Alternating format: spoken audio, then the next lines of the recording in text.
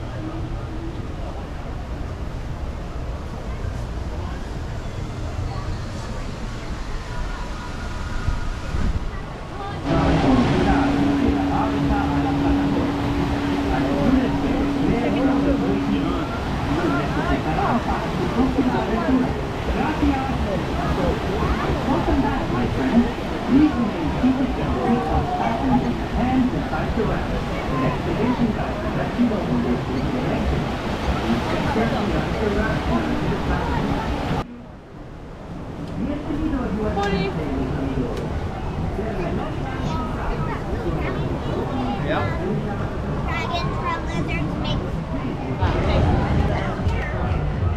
Sounds like it's being done or if you're actually old one.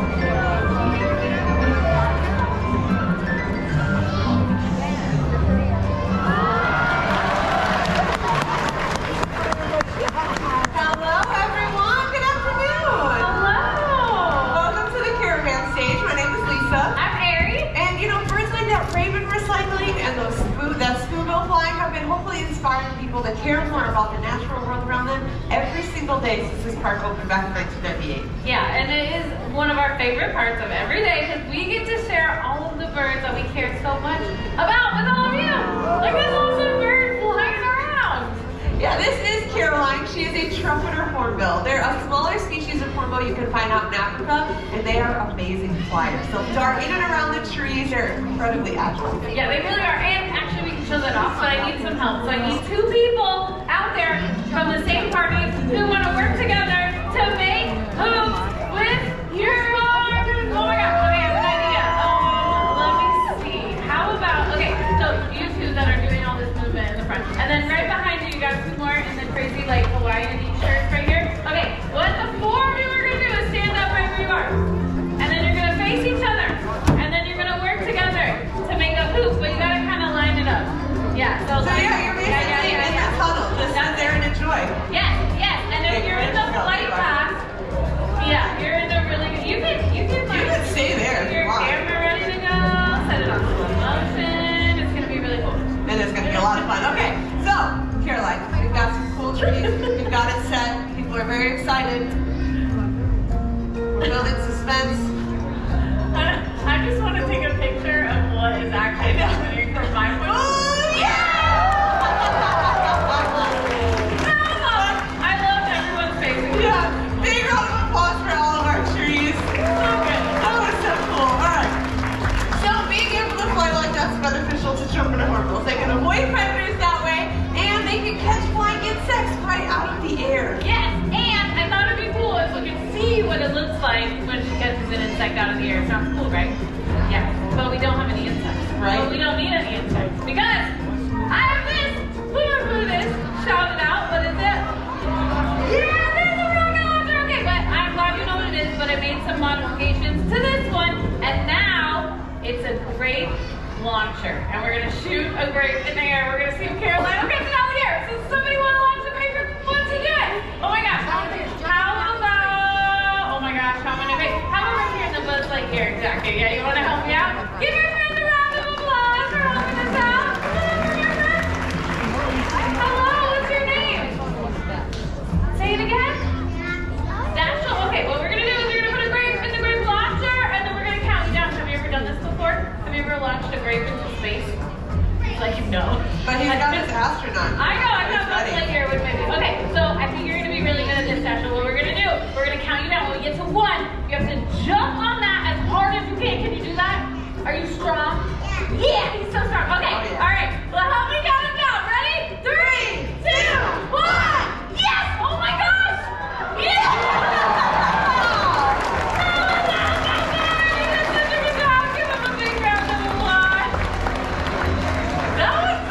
That just made my day. That was so cool. Okay, and it is kind of what it would look like out there in the wild, but trumpeter hornbills like chasing flying grapes around. I don't know. Okay. All right. Well, Caroline, you did an amazing job. That was the coolest catch ever. Right back into that window. Left. Caroline, our trumpeter hornbill. Okay, so she has a lot of cool physical adaptations. Our next bird, I guess you could say, has a lot of mental adaptations. They are incredibly smart. Yeah, super, super smart. And to show off how smart this bird is, Texas, the pine crow. I need some more help, but I need this time. I need a volunteer out there who is an adult. I need an adult this time who has a $1 bill. You gotta have a $1 bill. Put it down when we start talking about money. Okay, sir in the back, like your yellow shirt, and you have the hat and the sunglasses. You got money back there? Yeah? Okay, if you got money, you're gonna get that bill out. If you're digging, 5s and 10s also work very good. All right, you're gonna take that bill and you're gonna hold it. Oh, he has multiple bills. Okay, so just one of them. You're gonna take it and you're gonna hold it right out to your side, just like this. That's perfect. Okay, Texas, we got money out there. Texas has learned to land on somebody's arm when they have money. So he spots the money. He flies up. He lands. He steals your money. He brings your money. And then where does it go? Where does it go? Where does it go? Hold on. Yeah! Good job, Texas. That was so good. Wow, thank you. Thank you. Have a magical day. That was great. Okay, should we do that again? Absolutely, I want to try it over here. Let's try it over here this time for a $20 bill. A couple of you did not first step. But no, I'm teaching. We are bringing your $1 back. So stand up again. This time hold your palm flat facing the sky. That's perfect. Okay, where are you, Texas? There you are. We're going to take this $1 back to our awesome volunteer. When Texas drops it off, just wrap your fingers around that money so it doesn't fly away. Good job!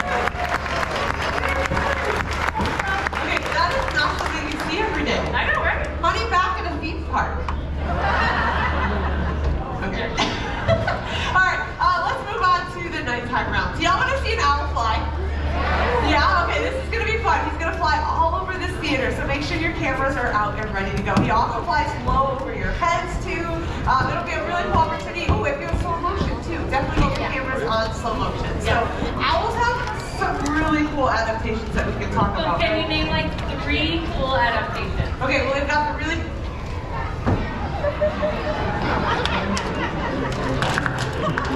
well, Olaf sound. Do we still have another one? There's McNugget. Yeah.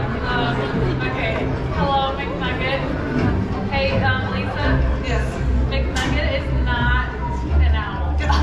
No, I don't know why they're out, but the owl should be out any second. Like right now. Yes. Owls and chickens should be out here at the same time because it will become lunch. So I'm gonna make sure the girls get home safe. I'll be right back. They're gonna be fine with the area. I don't know what's happening. In the meantime, we are gonna be meeting a beautiful owl coming right out of this window. This owl's name is Ollie. He is a milky eagle owl. I can hear him. There he is. Pretty cool flight. All right, so point those cameras up this way. The next flight will be low across all of you that are down in this lower section right here. Listen closely to as Ollie flies.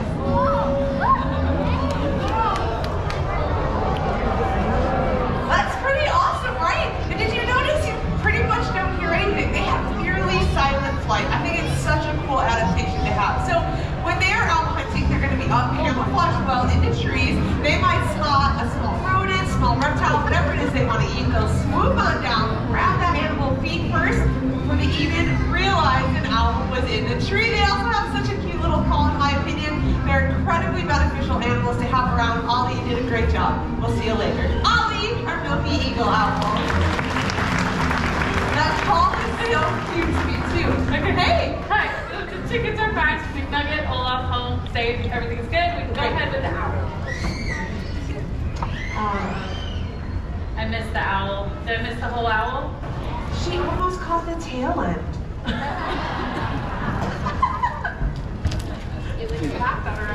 Okay, did you tell them all the cool things about owls? Yes, so we talked about how they're beneficial, they're good hunters. So actually, regarding that, in a single year, Ollie can capture and eat over 1,000 mice or rats. Okay, regarding that, that reminds me of the rat problem we had. Do you all remember? I didn't think we could talk about that. Oh, okay. They heard about it. There were rats and mice all over the It was bad. Yeah, that's how people were like, there's more mice. I mean, what, we brought in the owls and the rats went away. I know. It's true though, they didn't go away. But listen, it is safe to say at this point that the rat problem is behind us now.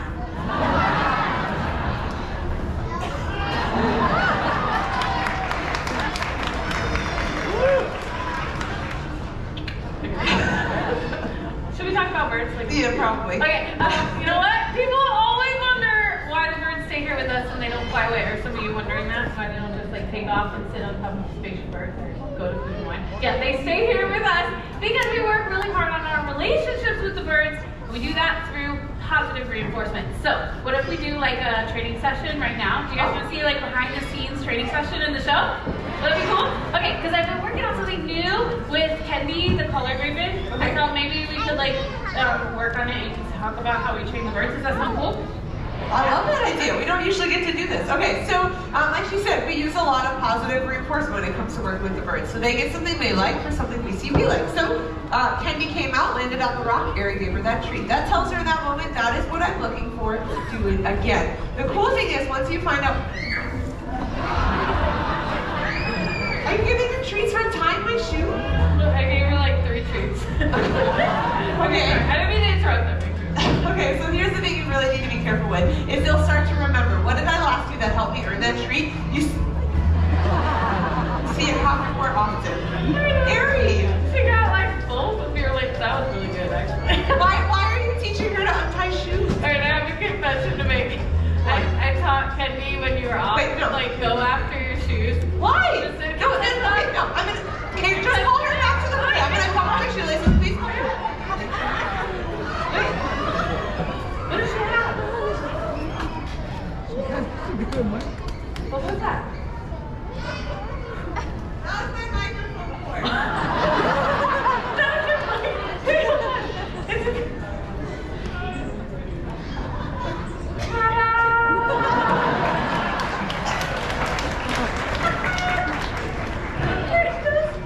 That's cool.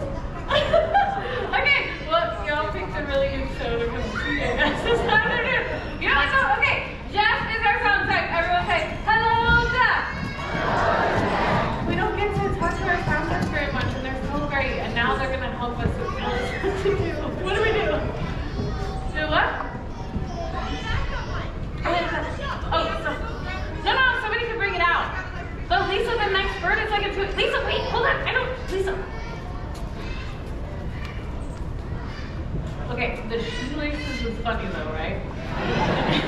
Okay, good. All right, well, you know what? This is a bird show, right? We can change things on the fly. Thanks for hearing me. Oh, actually, okay. Okay, hi. Right now? Which parrot? Do you want to see a talking parrot? Yes? Okay, which parrot are you thinking? Keto? Oh, that's a good idea. Okay, yes. Oh, that's a great idea. The intern can do it. That's what, okay. That's great. Thank you, Adam. I appreciate it. Okay, that's a good idea. So, we will meet Keto, which we were going to do a little bit later. We're just switching up, which is really awesome because there are a lot of birds out there that can copy and mimic all kinds of sounds that they would hear from the environment around them. And did you know birds like Kendi, the collared raven, they're actually really good at the mimicry thing, which is pretty cool. But of course, the birds that are most famous for being able to copy sounds are what kind of birds? Yeah, that's right. Because when they live in the home with us, they tend to copy. Hello. They tend to copy the sounds that we make. Is this the first time you got to walk Keto out? This is Josh, our intern! He did such a great job! Thank you, Josh. I appreciate you. Okay, so that's great. So, yes, these birds are really good at copying sounds, but parrots, even though all of them have the ability to do this mimicry thing, most of them never choose to do so. Keto's the exception to the rule. Do you want to give everybody a little greeting? Yeah, Keto seems to enjoy the mimicry thing, and she can also tell you what kind of bird she is. This is Keto. She's a double yellow-headed Amazon parrot. Quite the mouth. I know, it's quite the mouthful, right? But she's lived around people her whole life, and she's been here at Animal Kingdom for a long time, so she's picked up on some fun animal impressions too. Hey, Keto, are you with me? Do you want to show off? How about the big scary tiger?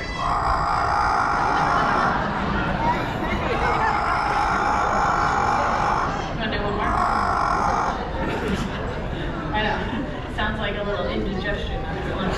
Okay, that was good, but how about the teamwork version? Do you want to do the kitty cat?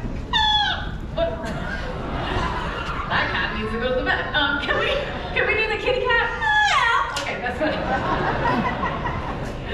Well, my favorite thing that Keto does is she can sing a song about a farm. Do you want to see if she'll share it with you? Okay, Keto, they're awesome. Will you help me out and sing a song? Are you ready? Here we go.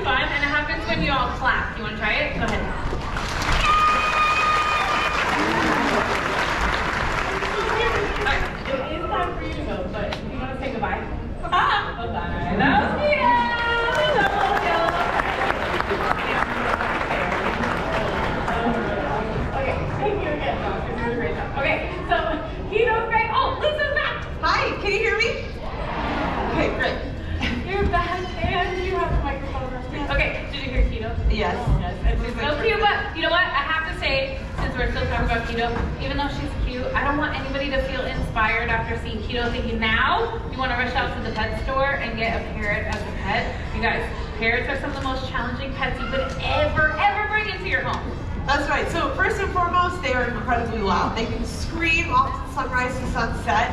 They bite very hard, and they live 50, 60 years, if not longer than that. Yeah, it is really huge commitment. But also, I totally changed up the show orders. I don't even know what's coming out next. Do you have a plan?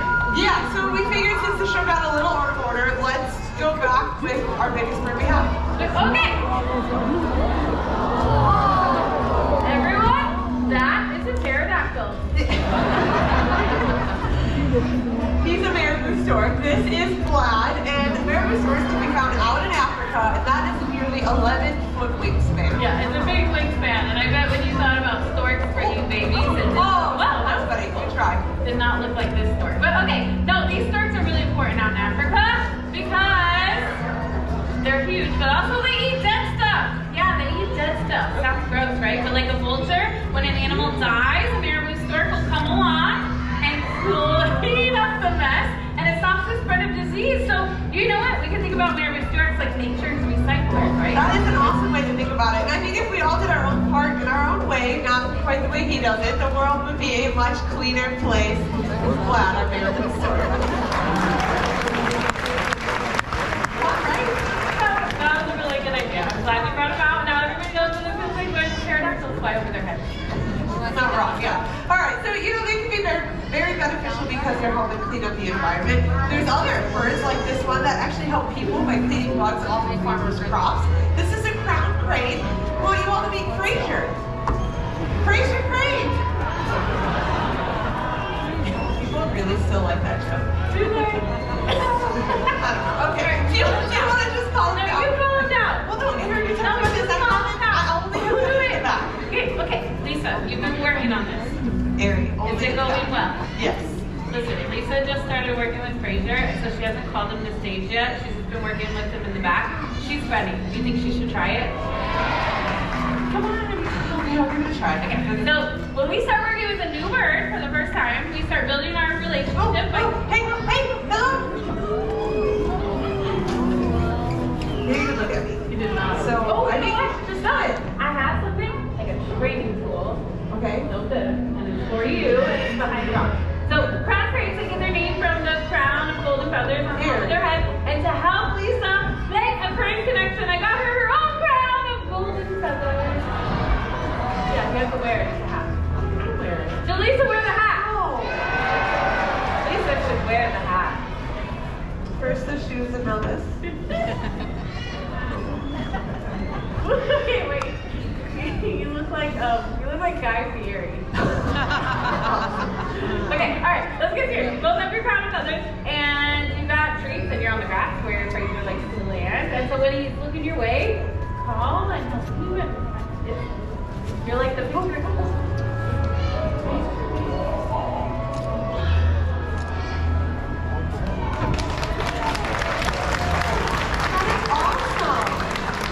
Did this hat really help?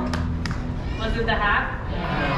Yeah, obviously it was the hat, yeah. Okay, No. probably the treats, right? The relationship building. Yes, you worked so hard on it, Lisa. Fraser Crane, everyone. That was super cool. Yeah, you look cute doing it. I doubt that, but Okay, I know that was silly, but it does go to show our relationships with the birds are important because it's how we share them with all of you every day. And if you think about it, it goes a step beyond that. The relationship that all of us share with the natural environment around us is super important because we impact the environment every day. that is true. And there is no better example of the way we've done that than the story of the symbol of pride for the United States of America, the bald eagle. Thank you. Everyone, I'd like you to meet Hope. Now, Hope was actually injured in the wild when she was younger and deemed non-releasable. So she came to live with us and just helped tell the story of how we almost lost these birds forever. It wasn't that long ago, bald eagles' numbers dropped so low. They were actually placed on the endangered species list, and a lot of people feared future generations weren't going to see them in the wild anymore.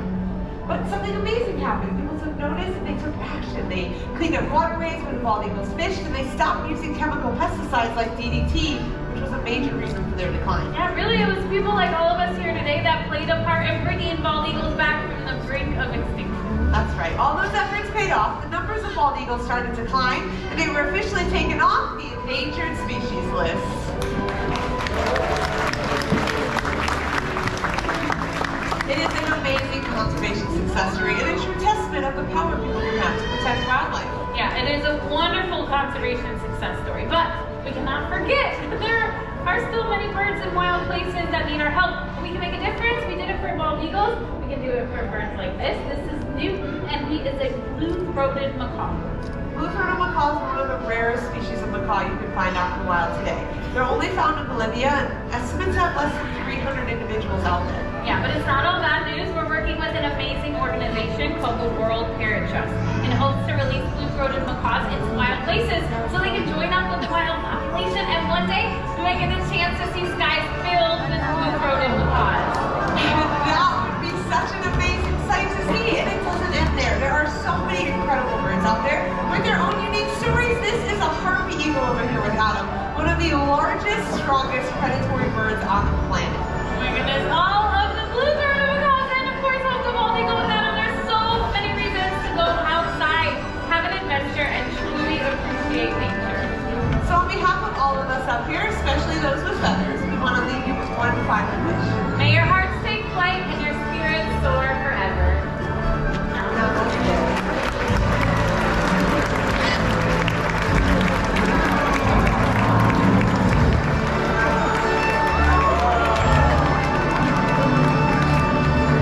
Thank you all your families. Please enjoy the rest of your day here at the Museum of Pizza. I actually don't think I've ever.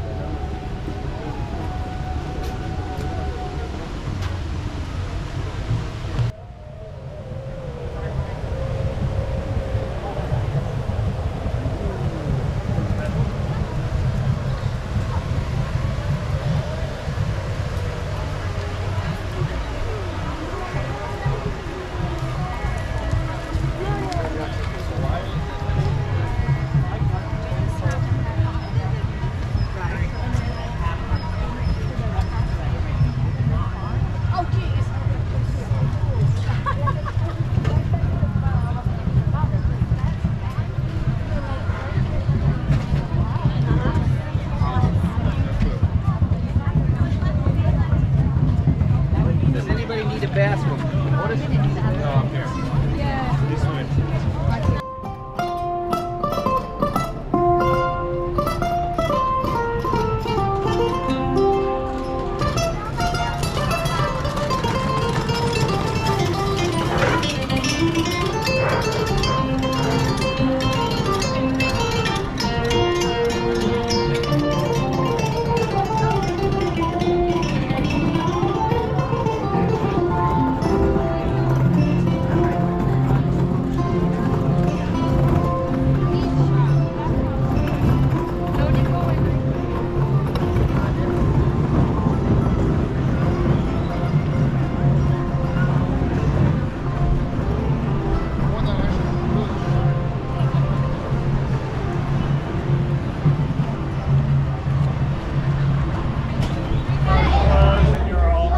Asante Sana Morton.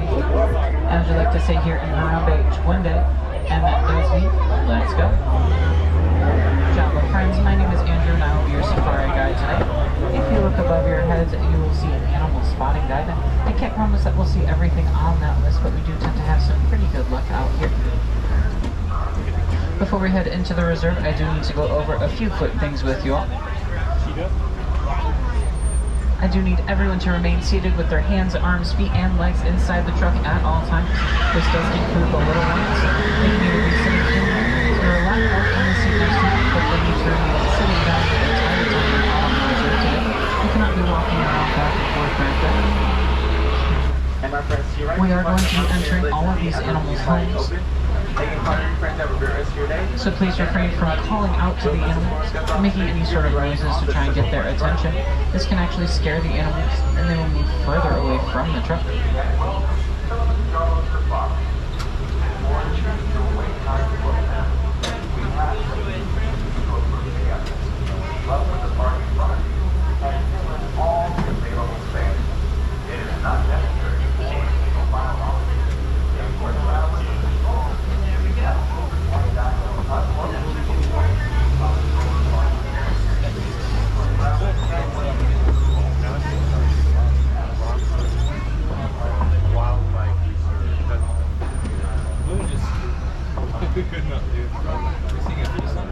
Once we get the all clear from the warden, we'll be able to head on into the reserve.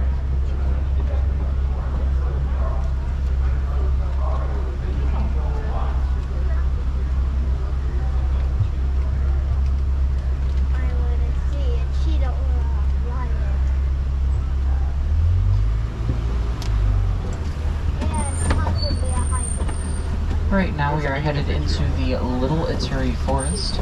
The Little Ituri Forest is home to a few of our animal friends who are a little bit more on the shyer side, so sometimes they are a little bit harder to spot. Let's see who we might be able to find.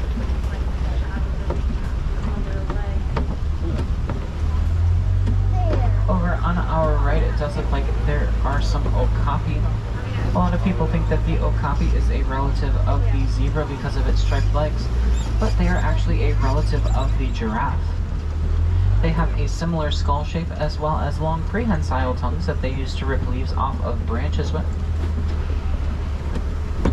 They were only recently discovered in the early 1900s. So they are pretty new, and they are so rarely seen out in the wild that scientists are not sure exactly how many okapi are left out in the wild.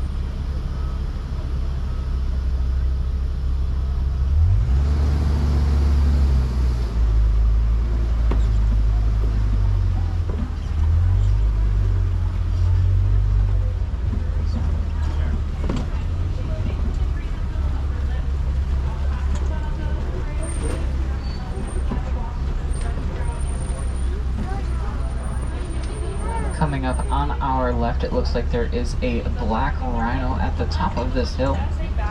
Black rhinos are one of the smaller species of rhino, weighing in at around 3,000 pounds when they are fully grown.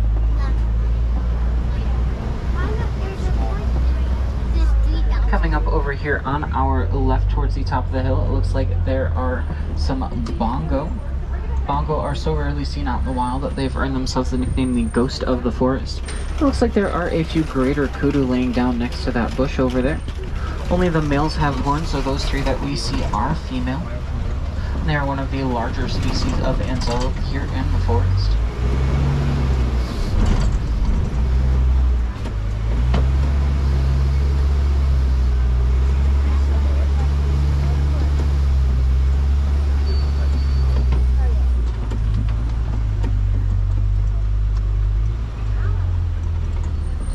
Right now we are heading down to the Safi River. The Safi River is home to a few of our animal friends who are a little bit more aquatic. So that means that they like to live in the water.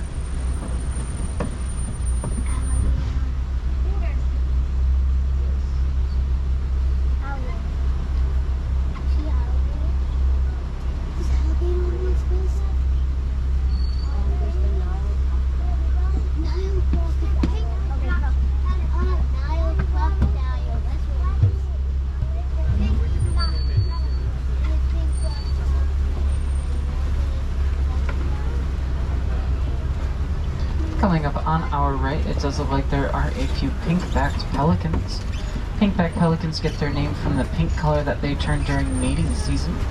These birds are colonial nesters, so that means that they like to nest in groups. These specific birds will nest in groups of about 20 to 500 pairs out in the wild.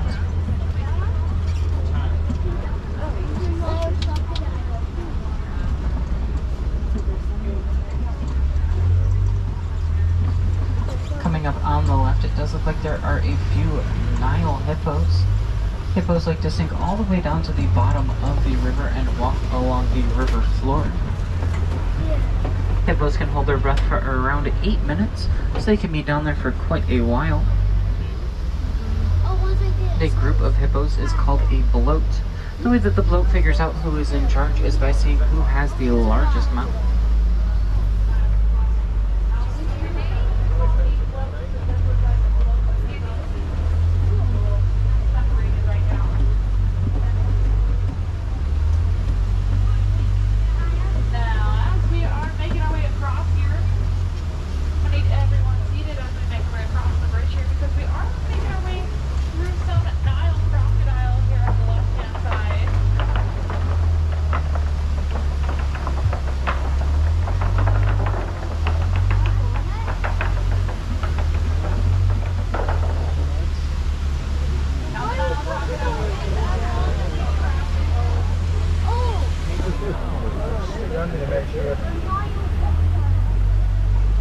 Over on our left, it does look like there are a few Nile crocodiles. Nile crocodiles are one of the larger species of crocodilian in all of Africa, reaching lengths of around 16 to 18 feet.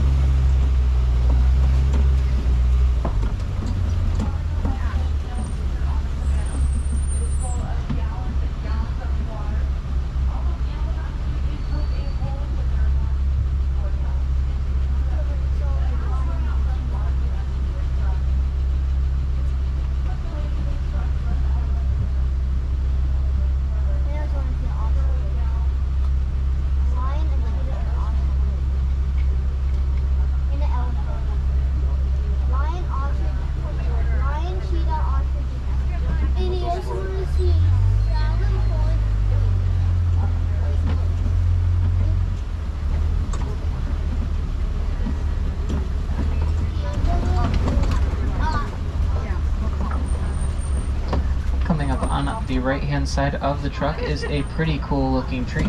This is called a baobab tree. It's also known as an upside down tree. It gets that nickname because for about 9 months out of the year they do not have any leaves on their branches, so it looks like they are growing upside down.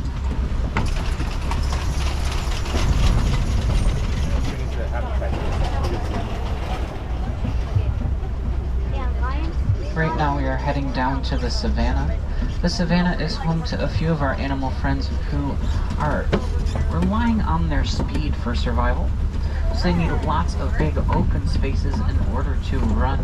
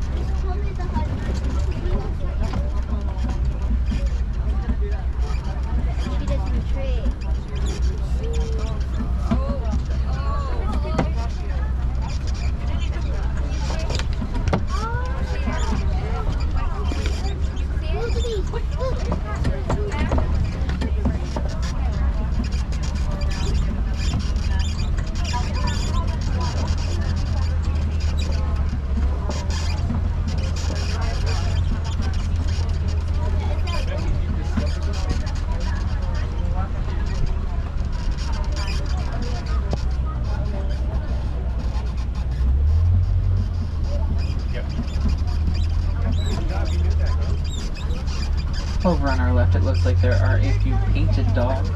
Painted dogs are one of the most successful hunters in the entire animal kingdom, with a success rate of around 90% when they go out on their hunts.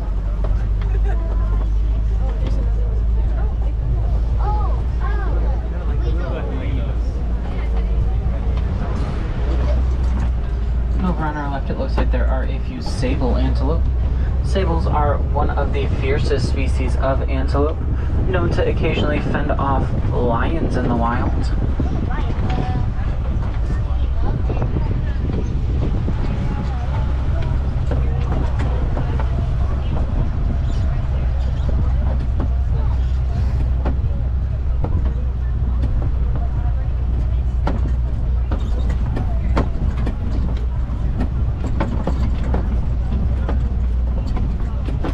Over on our right, it does look like there are some wildebeest. Wildebeest can travel in herds of around 1.5 million during their Great Migration. It's been said that in years past, they've kicked up such a large dirt and dust cloud that it was able to be seen from the International Space Station. Over on our right, it does look like there is a springbok. You can see why they get their name. From a standstill, they can jump about 6 feet high or about 13 feet forward. That behavior we just witnessed is called pronking.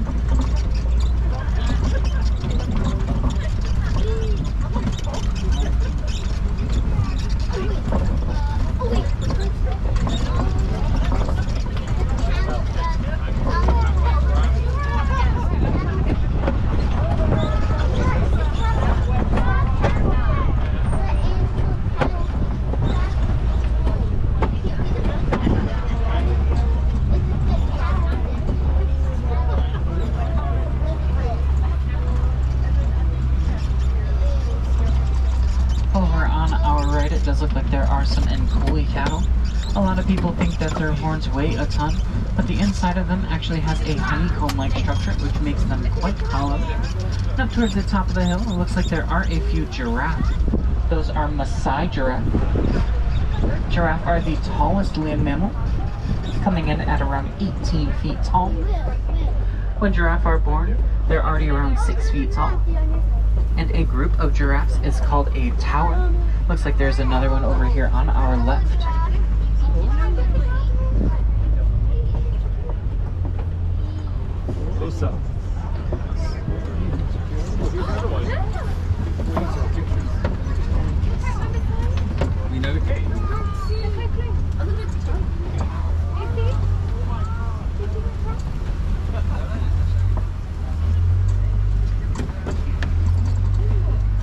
Judging by all of these knocked over trees and branches, I'd say it's a pretty good assumption that we're getting close to elephant country.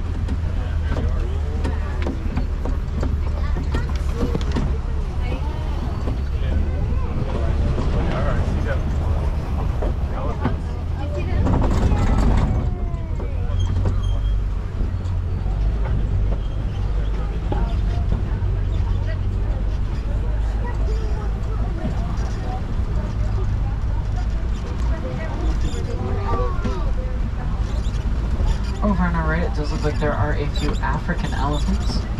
African elephants are one of the largest land mammals. And we know that those are African elephants because their ears are shaped kind of like the continent of Africa.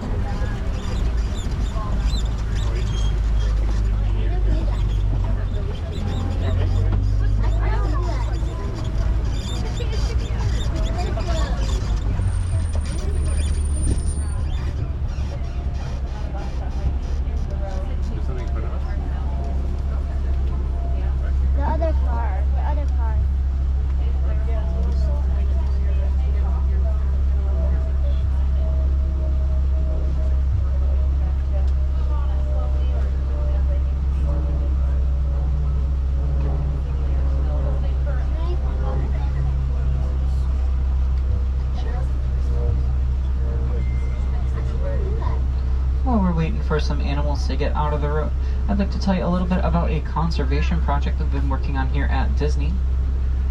One day when we were observing our elephants, we discovered that they do not like the sound of bees and will actually run away from them. Over in Kenya, there was a herd of wild elephants that kept going onto some farmers' lands and eating a bunch of their crops. These farmers kept trying to shoo away a bunch of the elephants, but nothing was really working. So we proposed the idea of a beehive fence. These fences are placed all around the farmers' crops, so now the elephants will hear the bees and go in a different direction. The elephants are a lot safer because they're not coming in as close of contact with the humans. The farmers are a lot safer because they are not trying to shoo away the elephants and get to add to the bee population, which is really good for the environment over there.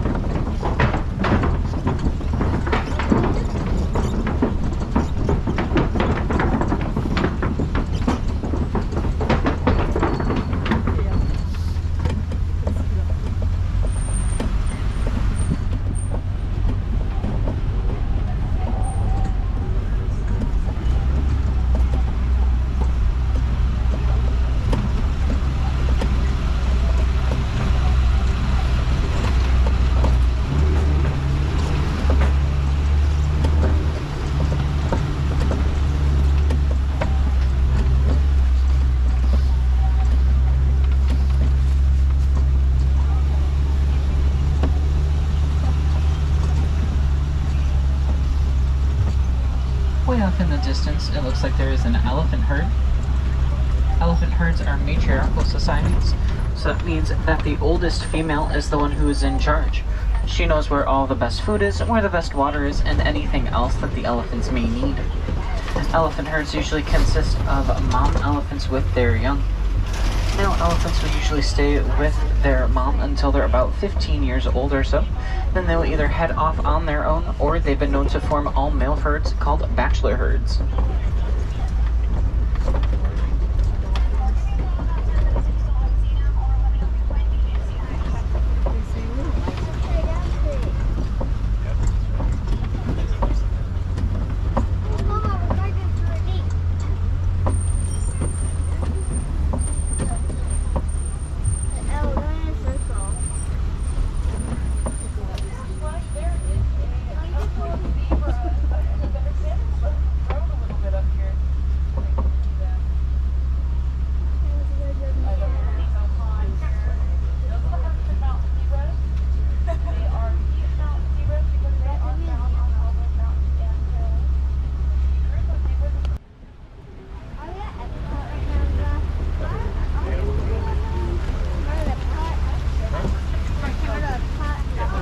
Coming up on our left-hand side, it does look like there are a few flamingos. These are greater flamingos. They are the largest species of flamingo, and they are also the lightest pink color. It does take them about 2 full years to reach that light pink. So if you look closely, there are a few that are still gray. These ones are baby flamingos. And coming up on the right, it does look like there is a Hartmann's mountain zebra. Hartmann's mountain zebras are black with white stripes. We know this because their noses are black. And similar to our fingerprints, each and every zebra's stripe pattern is unique to that zebra.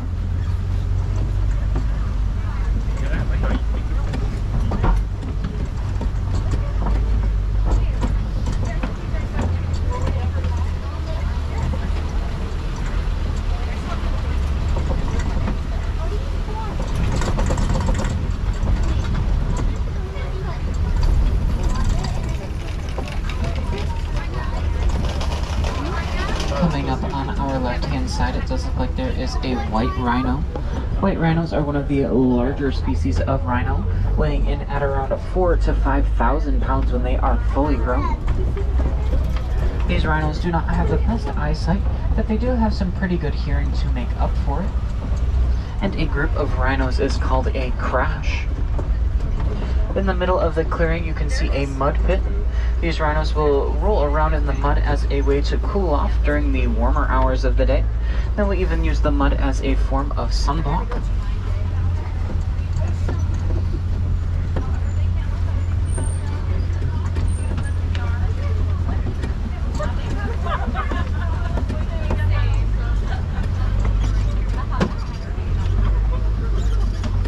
Coming up on our left, it looks like we're getting close to cheetah territory.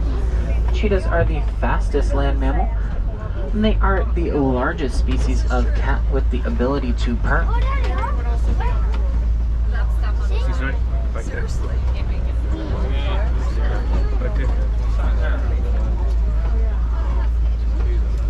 Yes! One there. Two. Yay, I got two across them and the lion on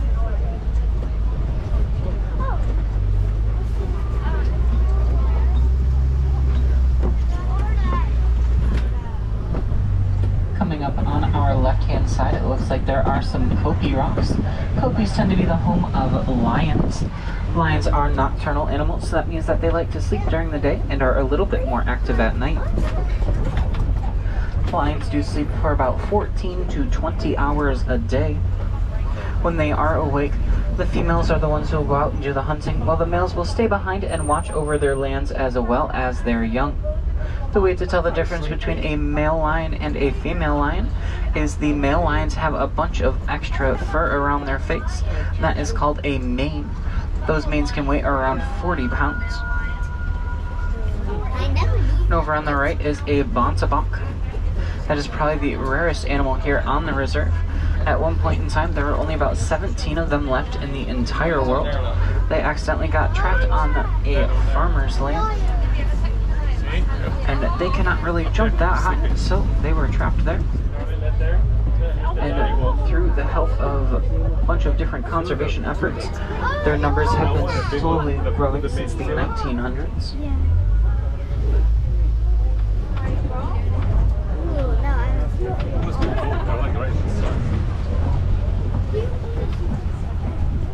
Coming up on the left, it looks like there are a few burrows. Warthogs are the largest species of animal to burrow. They will either dig their own burrows or they've been known to use other animals' burrows once they are done with them.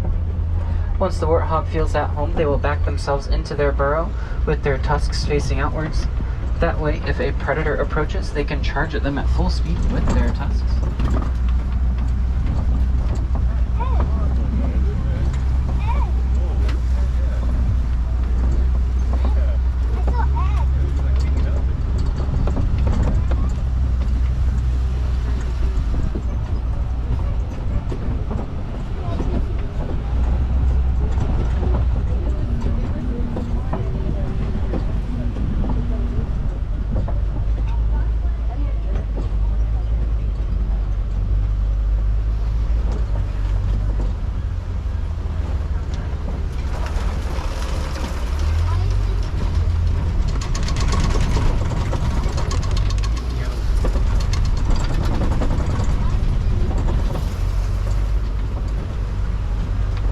Right now we are entering the warden's post. The warden looks after all of the animals here on the reserve, making sure that they are happy and healthy. It does look like they have some Nigerian dwarf goats with them today. These goats may be small, but they are pretty valuable over in Africa. Lots of villages will use them for their sweet milk as well as for the cheeses that they can produce with their milk.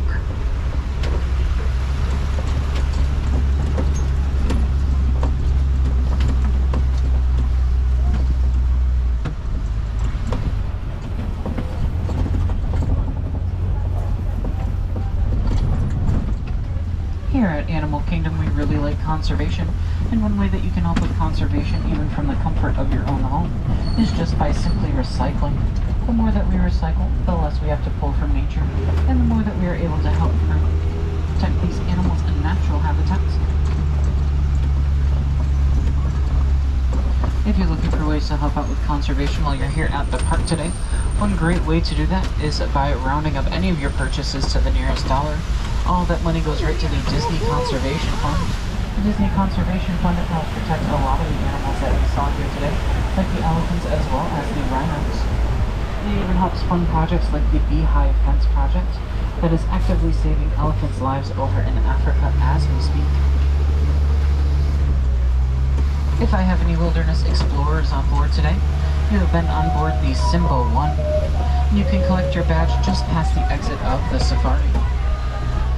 If you're looking for some other pretty cool ways to see animals, definitely check out the Gorilla Falls Exploration Trail. Over there you can see two troops of gorillas. There is a family troop as well as a bachelor troop. There's even a hippo viewing window if you'd like to see some hippos a little bit closer up.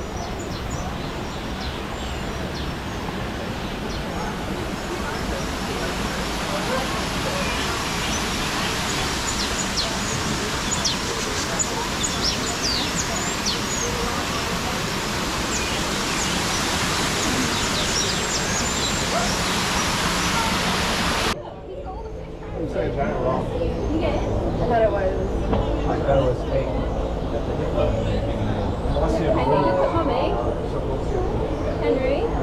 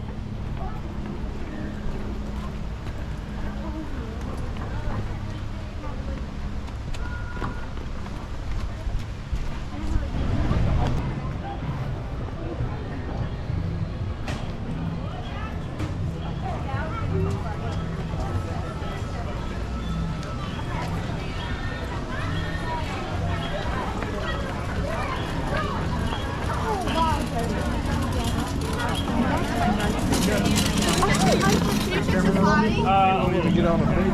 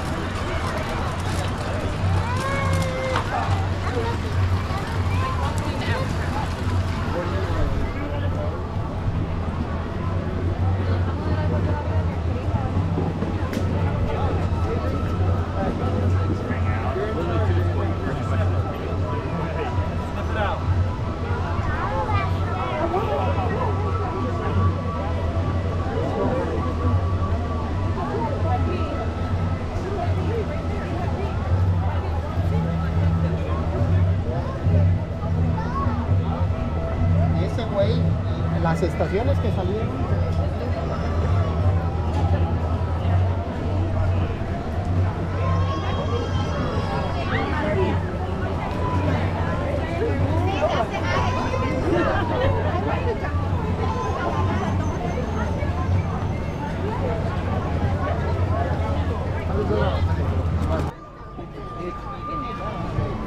Jungle Cruise is a boat. This is a jeep ride.